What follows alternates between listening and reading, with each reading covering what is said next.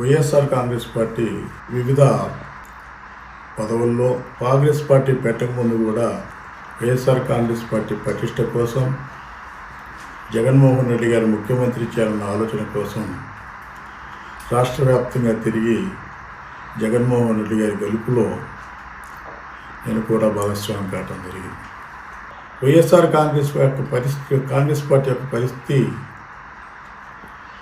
జగన్మోహన్ రెడ్డి గారి యొక్క ఒంటెద్ద పోకడ చాలా స్పష్టంగా కనపడుతుంది. ఈరోజు ఈ రాష్ట్ర పరిస్థితి చూద్దాం.